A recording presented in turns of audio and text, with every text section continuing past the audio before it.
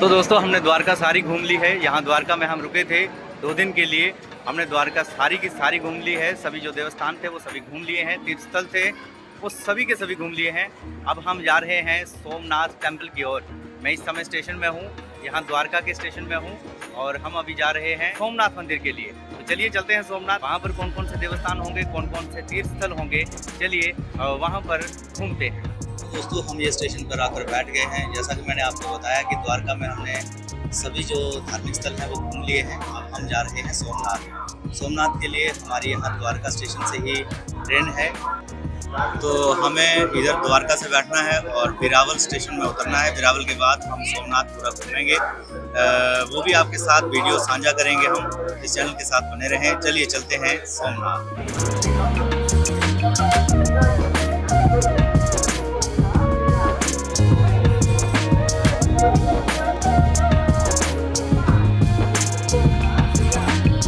तो दोस्तों चलिए अब पेट पूजा कर लेते हैं, खाना आदि खा लेते हैं।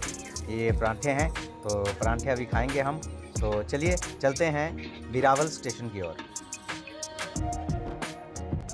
गुड मॉर्निंग दोस्तों, कैसे हैं आप सभी? उम्मीद है आप सभी ठीक ठाक होंगे, बढ़िया होंगे, तंदुरुस्त होंगे, हेल्थी होंगे जैसे कि हम भी हैं। तो द्वारका से चले थे हम कल शाम को, तो अभी यहाँ सुबह 5 बजे पहुँचे हैं बिरावल में। अब हम आगे के लिए जा रहे हैं सोमनाथ मंदिर, जो दर्शन करने के लिए जा रहे हैं। उसके बाद हम जू की तरफ जाएंगे, तो आप हमारे साथ बने रहें। चलिए चलते हैं सोमनाथ मंदिर और माथा टेकते हैं। उम्मीद है आप सबको ये वीडियो अच्छी लग रही होगी। तो मसला ऐसा है कि अंदर कैमरा वगैरह अलाउड नहीं है, तो हम जहाँ तक कैमरा जाएगा वहाँ तक आपको दिखाएंगे। बाकी आप सहयोग करें और वीडियो को शेयर करें। चलिए चलते हैं सोमनाथ टेम्पल। सोमनाथ ज्योतिर्लिंग में आप सबका स्वागत है। तो हम सोमनाथ ज्योतिर्लिंग के बाहर खड़े हैं। फ़ोन कैमरा अंदर अलाउड नहीं है। हम यहाँ पर अभी काउंटर में फ़ोन जमा करवाएंगे, शूज़ चप्पल वगैरह सामान जमा करवाएंगे, फिर अंदर ज्योतिर्लिंग के दर्शन करेंगे। कहा जाता है कि चंद्र देवता ने ये मंदिर स्थापित किया था। राजा दक्ष की सभी बेटियों से उन्होंने विवाह किया, लेकिन वो अपना सारा समय सिर्फ रोहिणी को देते थे। तो इससे महाराज दक्ष ने उनको श्राप दिया कि उनकी जो गरिमा है, उनकी जो लस्टर है वो दिन ब दिन कम हो जाएगी। तो धीरे धीरे वो फेड होना शुरू हो गए चंद्र भगवान। तब उन्होंने इस जगह पर शिव भगवान की आराधना की और शिव ने प्रसन्न होकर उनको यहाँ पर वरदान दिया और उनकी ग्लोरी उनको वापस लौटाई। तो इसीलिए ये चंद्र देवता ने शिव जी के नाम पर ये मंदिर स्थापित किया था और ये 12 ज्योतिर्लिंगों में से सबसे प्रथम ज्योतिर्लिंग माना जाता है, जो चंद्रदेव द्वारा स्थापित किया गया। स्थापित करने के बाद में जब मुगल शासन यहाँ पर आए, मोहम्मद गजनवी यहाँ पर आए, उन्होंने बहुत बार इसको डिस्ट्रॉय किया, रीबिल्ड हुआ। तो इसकी हिस्ट्री बहुत पुरानी है, बहुत बार टूटा है, बहुत बार बना है। तो चलिए करते हैं दर्शन सोमनाथ ज्योतिर्लिंग। तो दोस्तों ये जो आप देख रहे हैं सामने, ये हैं सोमनाथ टेम्पल, जिनके हमने अभी दर्शन किए। फ़ोन अंदर लेना अलाउड नहीं है, इसलिए आपको बाहर से दर्शन करवा रहे हैं। ये देख लीजिए, इस प्रकार से यहाँ शोभा पाते हैं ज्योतिर्लिंग जी, और यहाँ पर विराजमान हैं सोमनाथ टेम्पल। यहाँ पर है सोमनाथ टेम्पल, ये देख सकते हैं आप, सोमनाथ टेम्पल।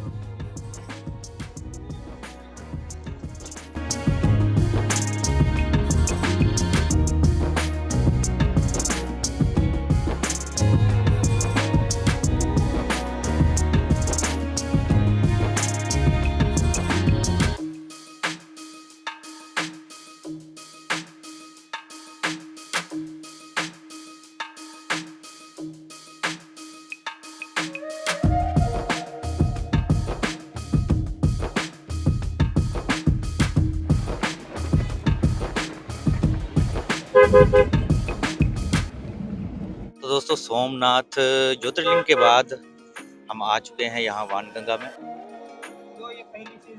ये देखिए, तो ये जो है ये पहली सीढ़ी है। यहाँ पर जो शिवलिंग जी बीच में देख रहे हैं आप नदी में, हम दूसरी वाली में जा रहे हैं। चलिए चलते हैं। और ये है दोस्तों वानगंगा, जो कि कहा जाता है कि आप शंभू हैं।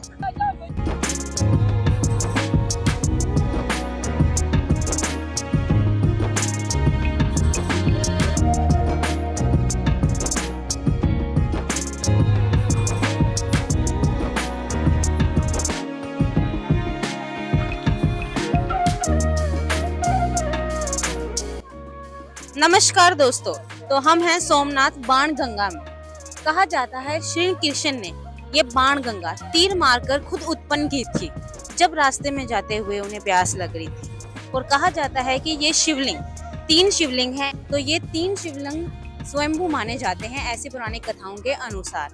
तो इससे श्री कृष्ण भगवान जी का इतिहास जुड़ा हुआ है और ये कहा जाता है जिस शिकारी ने श्री कृष्ण जी को तीर लगाया था पाँव में लगाने से और जिस कारण उनकी मृत्यु हो गई थी, उस शिकारी ने तीर लगाने से पहले इसी शिवलिंग में आकर पूजा अर्चना की थी। ठीक है, तो ये आप दर्शन कर रहे हैं बाण गंगा की और 3 स्वयंभू शिवलिंग की जो समुद्र के बीच में है और समुद्र लगातार इन शिवलिंगों का अभिषेक कर रहा है।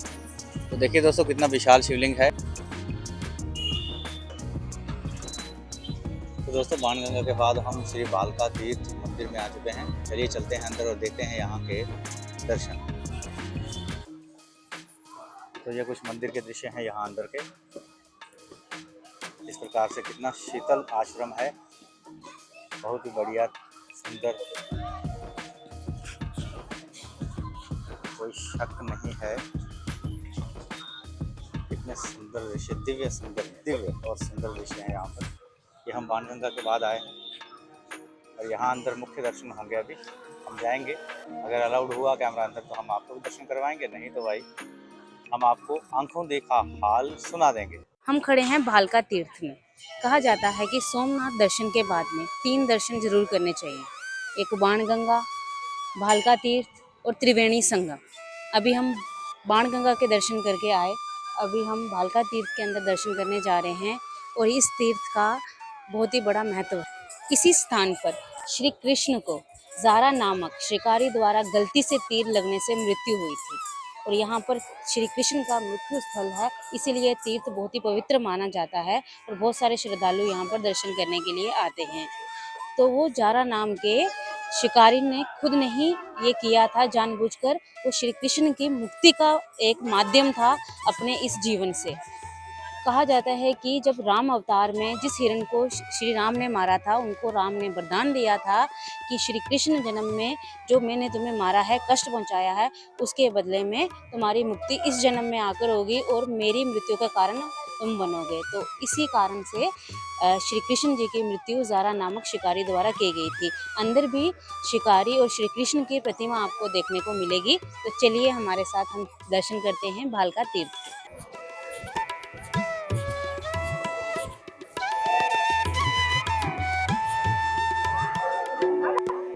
तो दोस्तों ऐसी मान्यता है कि ज़ारा शिकारी ने जिस समय श्री कृष्ण जी को अंगूठे में तीर मारा तो वह इसी वट वृक्ष के नीचे इसी मुद्रा में बैठे हुए थे। तो दोस्तों ये देखिए किस प्रकार से ये सुंदर दृश्य दर्शाया गया है और वो वट वृक्ष अभी भी यहाँ पर पाया जाता है, ये सामने आप देख पा रहे हैं। ये वही वट वृक्ष है जिसके नीचे श्री कृष्ण जी इसी मुद्रा में बैठे हुए थे जब उनको तीर लगा था ज़ारा शिकारी द्वारा।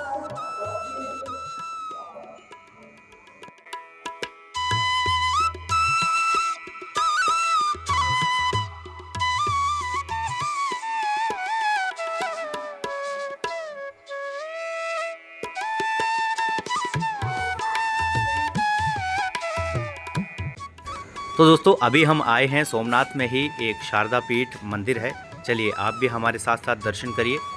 सबसे पहले आपको एक महात्मा जी के दर्शन होंगे, उसके बाद नरसिंह भगवान जी और उसके बाद सुंदर से शिवलिंग के दर्शन आप हमारे साथ साथ कर सकते हैं। ये देखिए ये शिवलिंग है, आप भी माथा टेक लीजिए। और चलिए अब चलते हैं हम त्रिवेणी संगम की ओर। त्रिवेणी महासंगम, हिरण कपिला सरस्वती त्रिवेणी महासंगम, इन 3 नदियों का महासंगम यहाँ होता है। चलिए अंदर देखते हैं कैसे कैसे होता है। वाहिनी कपिला सरस्वती, उत्तर से गीता भवन से हिरण नदी और एक एकदम के पीछे अरबी समुद्र के पीछे समुद्र में समुद्र पानी चला जाता है। अरबी समुद्र में गया, गंगा, कुरुक्षेत्र, प्रभास और पुष्कर में से प्रभास क्षेत्र, कृष्ण का अंतिम स्थान, यादव का मुक्ति धाम और 12 ज्योतिर्लिंग का प्रादुर्भाव होने से यह सब क्षेत्र को हरिहर क्षेत्र बोलते हैं। हरिहर क्षेत्र।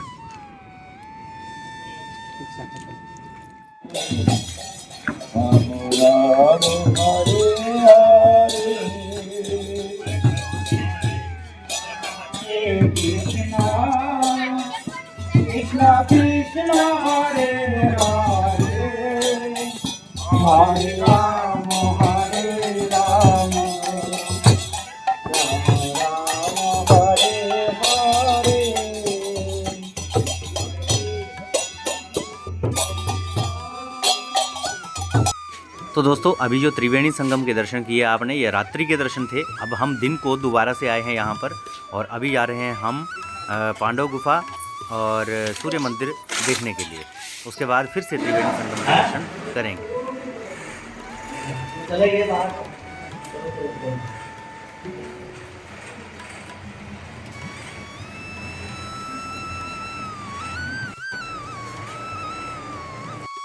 ये हैं त्रिवेणी संगम के दिन के दर्शन।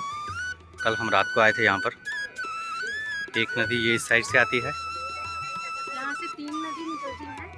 यहाँ से है हिरन नदी, इस साइड से इधर साइड से हिरन नदी आती है और कपिला और सरस्वती इस तरफ से, और ये इस साइड सागर में जाकर इनका मिलन हो जाता है। यहाँ पर इनका मिलन हो जाता है तीनों नदियों का।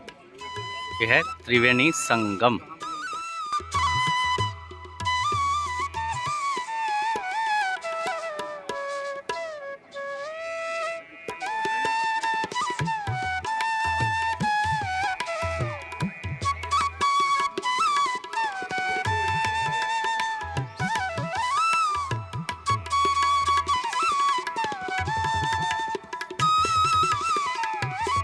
तो दोस्तों त्रिवेणी संगम के बाद हम फिर से यहाँ सोमनाथ देवभूमि में आए थे और सोमनाथ में आने के बाद यहाँ पर पुराना सोमनाथ जी का मंदिर है, यहाँ पर भी हम दर्शन करने के लिए गए हैं। चलिए आप भी हमारे साथ चलिए और यहाँ पर दर्शन कीजिए। ये हम पंक्ति में लगे हुए हैं, अभी हम तुरंत अंदर मंदिर में पहुँच जाएंगे। आप भी हमारे साथ दर्शन कर लीजिएगा।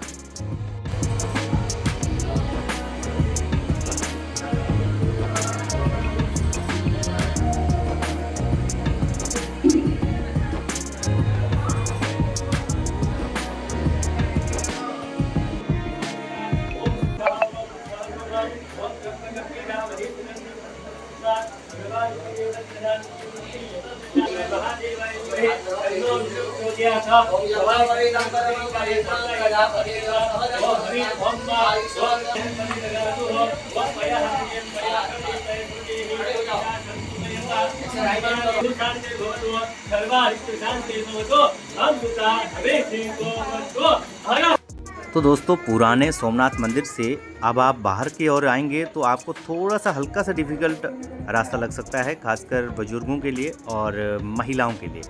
तो यहाँ से थोड़ा संभल कर बाहर निकलिएगा। तो जैसे ही हम यहाँ से बाहर निकले तो हम दीव के लिए निकल गए। जाने कि दीव जो यूनियन टेरिटरी है वहाँ के भी आपको हम भ्रमण दिखाएंगे। तो उससे पहले यहाँ पर समोसों को थोड़ा सा ग्रहण किया गया, खाया गया। तो उसके बाद हम यहाँ से दीव की ओर निकले थे। तो चलिए अब हम आपसे मिलेंगे दीव में। तब तक के लिए आप हमारी इस वीडियो को लाइक करें, शेयर करें, कमेंट करें प्यारा सा, और क्या आप घूमना चाहते हैं ये भी बताएं। और इसके बाद ये बताना, इसके बाद चैनल को शेयर करना ना भूलें और चैनल को सब्सक्राइब करना ना भूलें। मिलते हैं अब हम दीव में। दीव की वीडियो के लिए आप इस चैनल को सब्सक्राइब ज़रूर कर लें। चलिए दोस्तों दीव की ओर। तो दोस्तों सोमनाथ ज्योतिर्लिंग के दर्शनों के बाद हम गए बाणगंगा, त्रिवेणी संगम और भी महत्वपूर्ण जो भी दर्शन थे वो आप सबके सामने हमने रखे। अब हम जा रहे हैं दीव, जो कि एक यूनियन टेरिटरी है। वहाँ पर चलते हैं और वहाँ के दर्शन करते हैं और वहाँ की खूबसूरती देखते हैं और वहाँ का भ्रमण करते हैं। तो चलिए दोस्तों दीव की ओर चलते हैं। आप इस वीडियो को शेयर ज़रूर कर लेना और चैनल को सब्सक्राइब ज़रूर कर लेना, क्योंकि आपको दीव में बहुत ही सुंदर सुंदर मनमोहक दृश्य देखने को मिलेंगे। तो चलिए चलते हैं दीव की ओर।